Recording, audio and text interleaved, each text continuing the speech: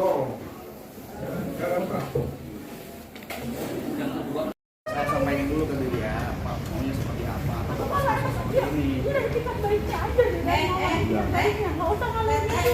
Udah, kalau lebih tahu abang lah. Udah lah, udah. Sekarang kalau bukan anaknya disuruh kasih anak nggak mau. Iya, Apa? udah. Tadi saya ngobrol. Kita harusnya lebih tahu. Dia juga punya anak. Sayang, Ini kan pengadilan, bukan pengadilan. Sekarang kalau dia emang bisa buktiin, buktiin pakai tes DNA.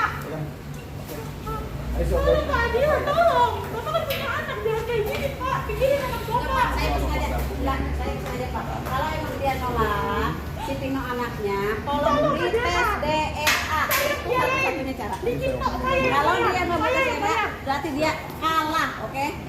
Sampaikan Pak. Sampaikan mamahnya yang bilang Pak. Ini saya pesan namanya, saya sampaikan ke dia. Saya yang bayar, tenang aja saya yang bayar. Jangan takut hartanya keambil, saya yang bayar. Ini buat masa depan anak saya. Maaf, sama-sama punya Bapak kepastian juga hukum punya kan gitu anak kan. kan? Bapak juga punya anak kan? Apa ini, apa ini, itu. Oke. Siap. Tapi kalau Bapak nggak berdasarkan bukti kan percuma, Pak. Iya, iya. Nanti. Ya, tugasnya Bu, nanti saya sambil ngobrol. Ya. Saya dari kemarin ditolak-tolak, tapi nggak berani tes DNA, itu artinya apa?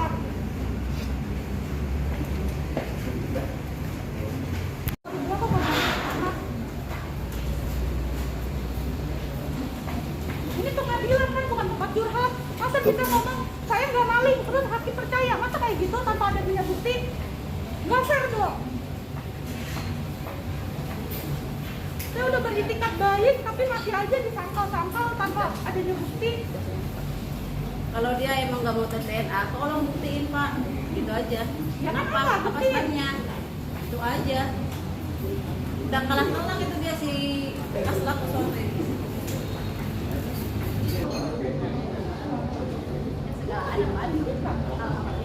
Bukan pengadilan, bukan tempat curhat. Bapak kayak Itu bisa ngomong atau mau tanya bukti. Saya yang biayain. Mangkir, artinya apa? Saya tanya Bapak juga pengacara kan? Bapak pengacara, kalau dia mangkir. Pak, artinya apa? Bapak jawab. Adanya ijab kabul itu aja udah ngebuktiin kalau Kasla itu udah ngaku Pino anaknya. udah sayang, udah. Terus? Buat apa dia ngajarin Pino pas lahir kalau dia bukan ayahnya, Pak? Udah. Itu saya mau sampaikan ke si Om tuh, nanti si Om yang ngomong Iya, kasarnya. Kalau kita nggak bisa Apa selesai Bapak? kasarnya. Saya kasih tahu Bapak, sebelum Bapak kenal Kasla, Bapak tuh kenal Kasla baru. Sebelum saya berurusan sama Bapak, saya berurusan dengan Pak Abraham. Pak Abraham itu aja nyerah. Karena, Wan, ini anak lu, Wan. Gua nggak bisa nanganin kasus ini anak lu. Kalau saya profesional mau kondisinya dia. Ya tolonglah, Bapak kan punya anak, Pak. Sudah. Saya juga nggak. Nggak pakai saya juga, dia pasti pakai menyala orang. Ya udah Bapak bilangin aja saudara kayak Ini gitu, Pak, Pak. kita oke lah. Kalau misalkan, dengerin dulu. Iya, Ya, apa-apa, oke, saya apa-apa. tangkap. Ya, saya tangkap ya. Dengerin. Kalau memang dia keberatan dengan gugatan saya, bisa dinego. Itu kan untuk anak ya kan. Yang penting anak punya masa depan. Ini ayah kamu, ini uang dari ayah kamu. Taruhlah dia hanya mampu 500.000 per bulan. Tapi itu yang namanya nafkah, bener Pak. Bener Pak. Bukannya mau menelantarkan. Dia meragukan saya sakit hati, orang itu sakit hati. Keluarga besar saya sakit hati. Emang masalahnya, kalau saya mah, kalau saya mau Iya, sama maksudnya gini. Sekarang orang sampai juga ke Iya. kasarnya gitu. Maksud saya gini Pak, kalau memang Ya kalau mau kekeluargaan, ayo kekeluargaan, Pak. atas dasar apa dia keberatan, buktinya apa dia Kita jadi keberatan. pihak keluarga ngobrol dengan Gini aja, Pak. kasarnya bagaimana. Tidak mau Pak, Gini asalnya aja. tidak mau menyampaikan. Apalagi saya sama ibu gitu. Saya sampai datang ke rumahnya, Pak, dia sampai Dia datang. tidak mau Udah saya. bertemu langsung. Aku bilang, kita kan posisi Pak, maaf ya, ini sudah nggak begini. Oh. Pak, orangnya istri satu benar Pak. Saya sudah meminta maaf kepada Mbak Rista. Saya bilang Mbak, punya anak kolor, tolong saya juga minta maaf dari kata suaminya, gitu kan. Bisa ngomong Mbak, tenang aja. Tapi kalau orang nggak bakal ini. Cuman karena saya tidak rekam ya Pak. Saya kolor itu orang yang baik, pasti tanggung jawab. Udah saya juga terima Vino sebagai anak saya, katanya gitu kan. Kenapa sekarang jadi berubah Pak? Yang menganggapan saya ketika kasar pengalaman saya jadi seperti ini. Saya kaget juga. Saya kaget Pak. Memang Kenapa kalau kayak kita mungkin gini? yang disebut itu hati nuraninya coba ngobrol kalau emang Nggak bisa Ya dihubungi. udah Bapak teman aja sama saya lah. Sama saya aja, Pak. saya agak susah. Sama saya aja. Sendiri gitu. Itulah. Tadi kan kata ibu juga sibuk ini Ini kan ini. cuma dari dianya doang Pak. Jadi kami itu cuma minta kalau dia nggak mau tes DNA, terus siapa tahu bisa dimusyawarahkan di luar lebih enak. Udah coba Pak, Saya udah coba baca dan Juga nggak tahu. ya ini ya Bapak, ini kan perwakilannya, mohon disampaikan Pak. Udah disampaikan. Mohon disampaikan. Oke, nanti bisa sampaikan lah ya. Mudah-mudahan. Kenapa saya? Maaf ya, Gue ikut tenang dulu. ya maaf ya Pak. Kenapa saya sampai bawa media, maaf Pak. Apa-apa. Saya masih depannya masih panjang. Jangan sampai lu bukan anak nyolong sakit hati. Karena saya lagi sekolah di sini. Saya cuma dulu berbuat tes DNA itu, makanya saya suruh hakim untuk tes DNA. Tapi kan Bapak tidak dihubungi oleh saya. Mungkin karena klien Bapak tidak mau kan? Ya juga saya ngomong ke beliau gitu kan. Nggak percuma, Pak. Lainnya juga nggak mau. Kalau saya mau, nanti dianya harus saya dorong. Kalau kita kan Pak, kenapa dia nggak mau? Ya nanti saya tanya sama ibu. Harusnya kalau Sidang agenda hari ini, Pak.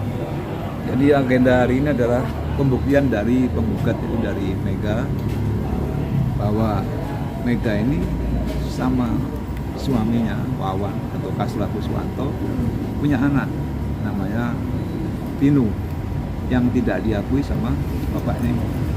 Jadi klien saya Vega ini sebenarnya ingin memperjuangkan diakui lah anaknya meskipun kawinnya kawin siri ya.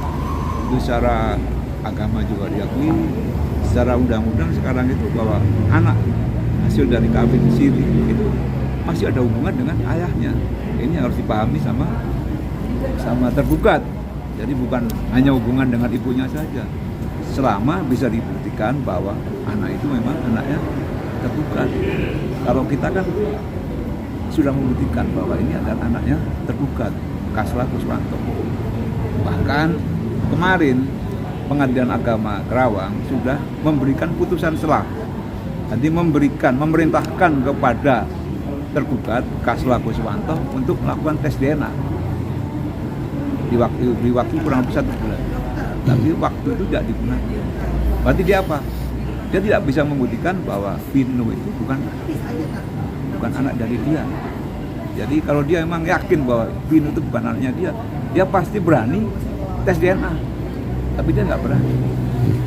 Dia melalui pengacaranya sudah menyatakan di depan sidang bahwa kliennya keberatan melakukan tes DNA.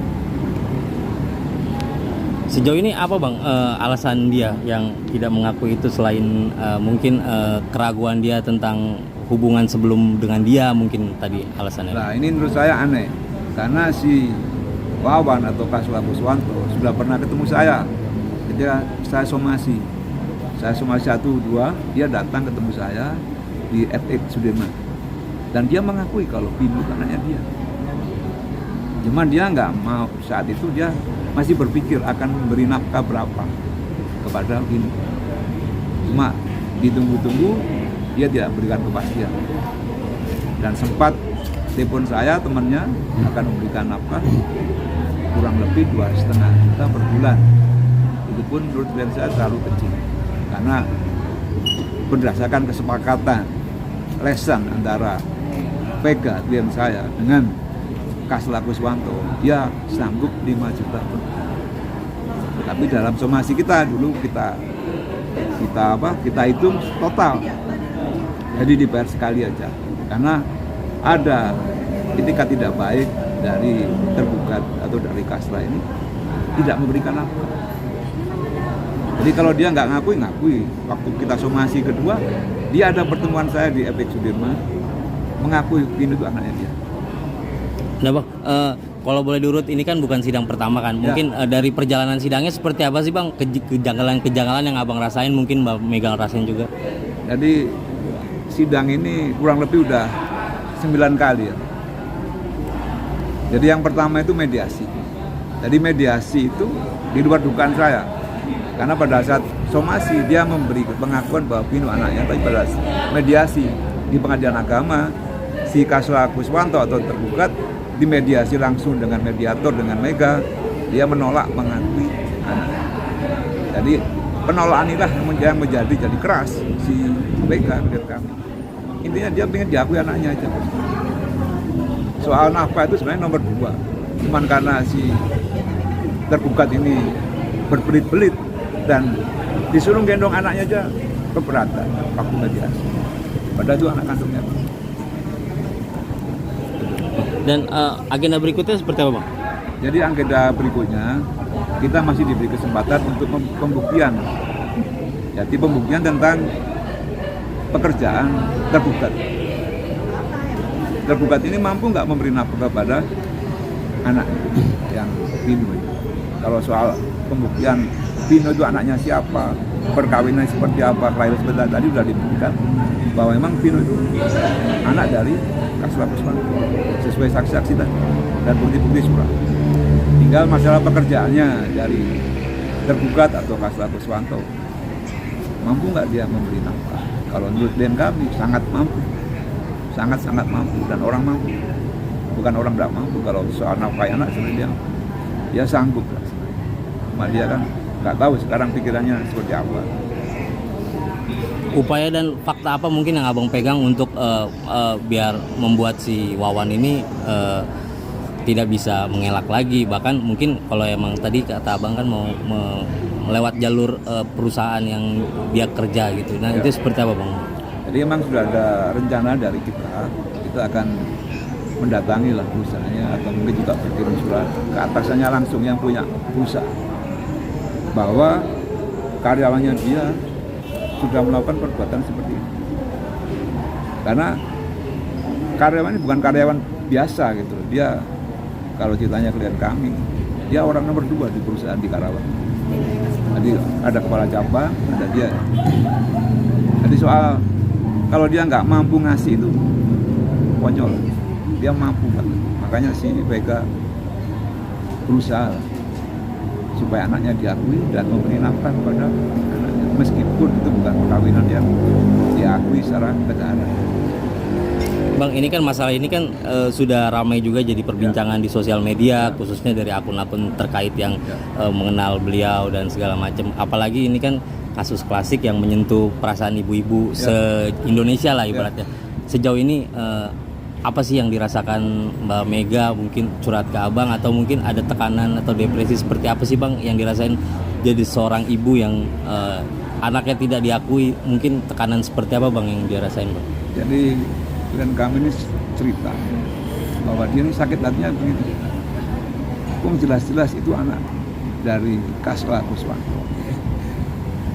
Dan dia mulai pacaran sampai akhirnya menikah, melamar pada ibunya, sampai akhirnya hubungan campur ya, tinggalnya bersama dan punya anak.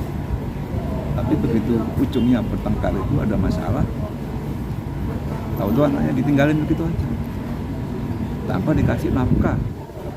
Harusnya kan kalau kita seorang laki-laki bertanggung jawab kepada anaknya. Anak itu nggak akan putus sampai kapan, akan sampai kita mati itu masih ada pertanggung jawabannya. Itu yang harus Wawan Kuswanto itu paham, bahwa anak itu nggak akan putus sampai kita mati.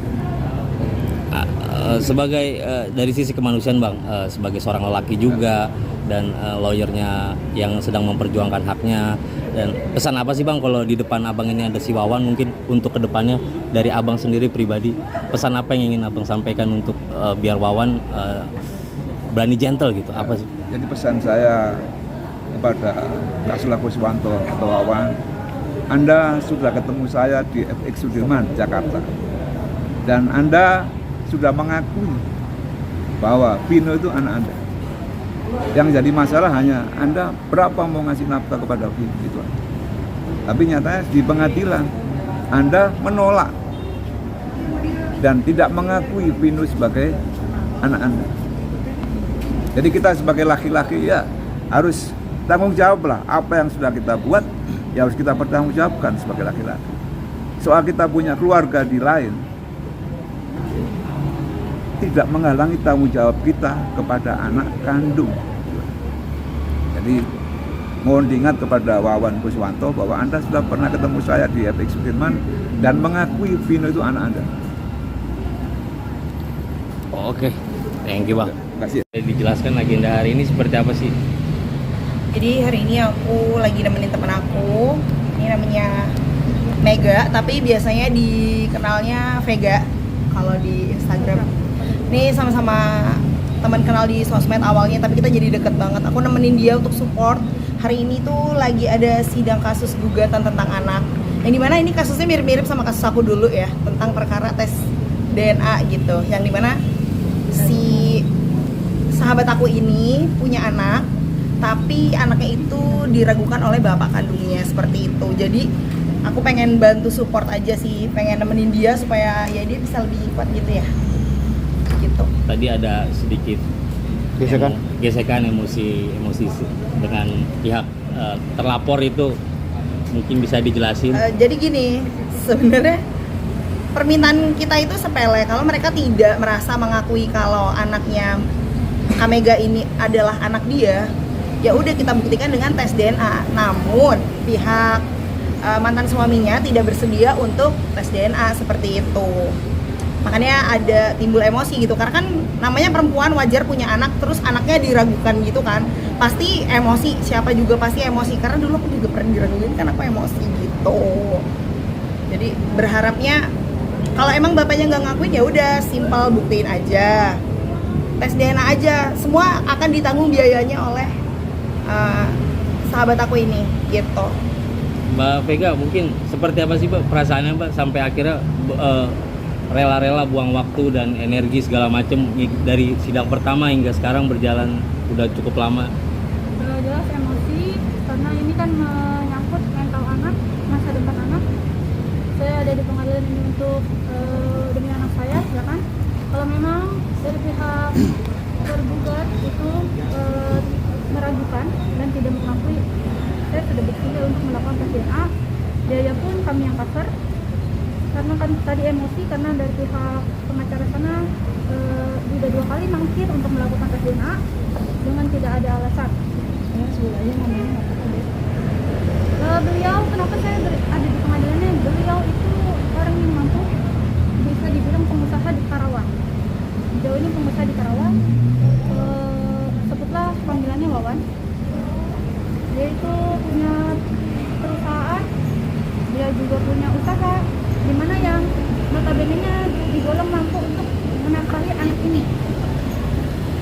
Kak, kalau boleh diulas sedikit awal perkenalan terus akhirnya sampai menikah dan hingga kejadian seperti ini gimana Kak?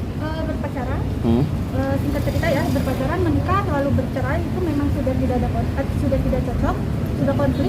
Tahun berapa itu Kak awalnya? Waktu itu 2021. Menikahnya? Menikahnya itu 2023. Nah Mbak, kan mungkin agak sedikit nyambung dari sidang tadi tentang mungkin apa sih Mbak yang menguatkan Mbak akhirnya mau dimadu, atau mungkin Mbak salah satu korban bujuk rayu lelaki atau seperti apa sih Mbak? Mas, sebenarnya menurut saya ya emang lelaki itu tidak ada yang melarang mempunyai istri maupun lebih dari 1, 2, 3, bahkan habis kita pun istrinya banyak lebih dari 1, asal dia mampu, asal dia tanggung jawab, benar nggak? Karena saya kan dari awal bilang kita berpisah tapi anak kita urus bersama. Ketika dia mangkir dari tanggung jawab dia, maka dari itu saya mau masukkan gugatan di pengadilan Karawang. Tapi pas sudah masuk gugatan, sekarang dia malah tidak mengakui, dan saya sekarang menunggu beliau untuk melakukan tes DNA atau itikat baik beliau untuk mengakui dan menanggung anaknya ini sampai kuliah dan sarjana. Selain personal mungkin udah ada kekeluargaan Mbak dari keluarga, atau mungkin istri pertamanya udah ada upaya dari Mbak? Saya udah ada kekeluargaan.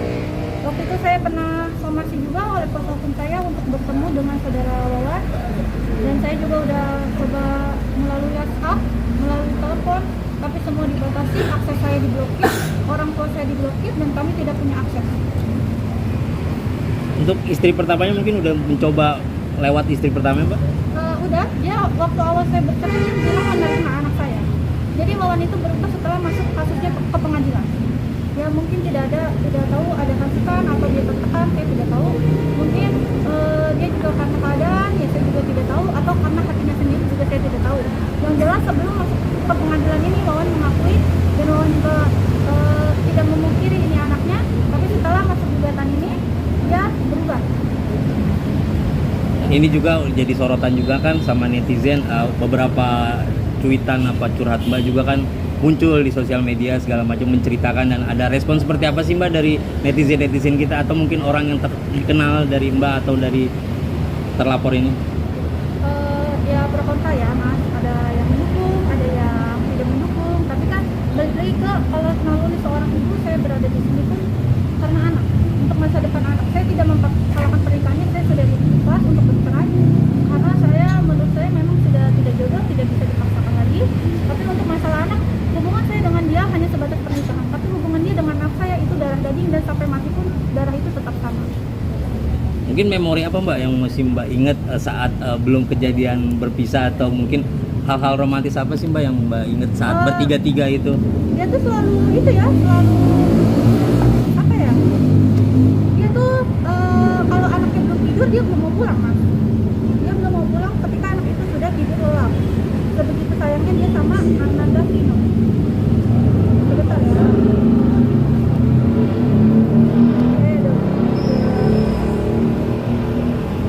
Sambil nunggu, gimana Mbak? Ini kan agak sedikit kayak flashback Mbak, sedikit ke belakang, kayak kembali nginget-nginget yang.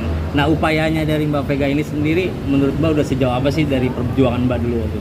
Kalau menurut aku udah bener ya, udah di jalan yang benar, ke pengadilan, karena semuanya itu tidak bisa dibuktikan hanya dari mulut. Misalnya itu anak saya atau bukan anak saya, semua itu pasti ada bukti-bukti yang dikumpulkan, terus juga yang pasti akan tes DNA gitu loh. Cuma ya kita bisa lihat kalau misalnya pihak mantan suami Kak Mega nggak mau tes DNA, ya berarti ada sesuatu dong gitu. Karena mungkin ini cuma siasat untuk menghindari nafkah kewajibannya dia sebagai seorang ayah ke anaknya, mungkin seperti itu ya. Kalau yang aku tangkep nih kayak gitu. Mungkin step apa Mbak yang kurang dari mungkin kalau perbandingan dengan proses yang Mbak jalanin kemarin? Kalau waktu itu aku step-stepnya itu aku ke Komnas Anak dulu bedanya, karena kan aku tuh nggak tahu kalau dia tuh lagi ada masalah kan. Jadi aku tahu itu baru pas dia di sosmed itu, aku baru kayak aku ngechat dia. Ternyata kasusnya udah berjalan, makanya aku baru kok nggak bilang gitu. Harusnya dari awal tuh kita bisa ke Komnas Anak dulu biar dimediasinya sama Komnas Anak gitu. Ke situ. Cuma tapi nggak apa-apa, yang sekarang ini yang udah berjalan dijalanin aja dulu. Nanti kalau misalnya emang masih alot banget ya mungkin kita akan aku bakal bantu dia untuk ketemu ke Komnas Anak di tempat dulu aku dulu permasalahan aku bisa diselesaikan benar-benar secara kekeluargaan, itu penengahnya Komnas Anak. Jadi mudah-mudahan nanti kalau misalnya dari pengadilan itu nggak ada titik temunya, mungkin akan lewat Komnas Anak mungkin ya. Tapi berharapnya nggak usah sampai ke Komnas Anak, cukup di pengadilan aja udah cukup bisa selesai secara kekeluargaan. Maksudnya nggak perlu lagi ada gugatan lagi, permintaan dia dipenuhi oleh mantan suami, udah sebatas itu, pengakuan, nafkah gitu, udah sebatas itu. Mbak, mungkin kalau boleh ngewakilin suara perempuan atau lagi seorang ibu, dan apalagi kasusnya sama, pernah ngerasain juga, bila ada Wawan di depan Mbak Yunita, apa sih yang ingin Mbak sampaikan untuk mewakili suara hati perempuan atau wanita? Ya pasti nggak cuma 1-2 orang yang sifatnya mirip sama Bapak W ini ya, tapi saya berharapnya nih tidak ada lagi laki-laki yang mau enaknya doang nih pas bikin gitu, pas udah lahir kabur. Jangan ya Pak ya, tolong, ini anaknya, kasihan anaknya ganteng loh Pak, mirip sama Bapak, tolong diakui anaknya gitu. Mega, mungkin ada tambahan yang belum tersampaikan, mungkin kan sekarang akses diblokir, komunikasi nggak bisa, dan mungkin lewat tayangan ini mungkin ada pesan yang ingin Mbak pesankan yang belum tersampaikan ke Wawan gitu. Ya, saya sih berpesan ya, anak kan suatu saat besar, dia akan tanya siapa ayahnya gitu kan. Tolonglah gitu kan, sebagai lelaki tanggung jawabnya. Apalagi Gak dia ada kan bekas anak ya. Tidak ada yang namanya mantan anak. Ada mantan istri, tidak ada yang namanya mantan anak. Apalagi kan dia punya anak perempuan. Jangan sampailah karma ini turun menurun, ya kan? Anak itu darah daging, sampai mati pun darah itu nggak akan berubah. Maupun nanti dia besar, Dino besar, Wawan udah tua, tetap aja itu tetap anak dia. Darah itu nggak akan berubah. Mau dites kapanpun itu akan tetap sama. Maka dari itu ya tolonglah tergerak hati nuraninya. Anak itu kan takut terganggu mentalnya sampai ada di media, ya kan? Suatu saat anak itu besar, suatu saat anak dia juga besar, pasti dia akan mengulik siapa ayahnya, bagaimana kelakuan ayahnya. Jadi tolong kalau memang ada itikat baik dari dia, dari beliau ya, tolong hubungi kuasa hukum saya gitu kan, untuk pertemuan, untuk kita segera menyelesaikan ataupun yang selesaikan di pengadilan. Jangan tidak sering mangkir dalam panggilan gitu. Nah, nyinggung sedikit Mbak tambahan tadi Nyinggung soal upaya terakhir Mbak akan membawa kasus ini, permasalahan ini ke tempat dia bekerja mungkin. Nah, sekrusial apa sih masalah ini kalau dibawa ke tempat kerja Mbak? Mungkin Mbak agak sedikit mengerti gitu. Jadi dia orang yang terpandang, mungkin jabatannya oke ya kan. Ketika nanti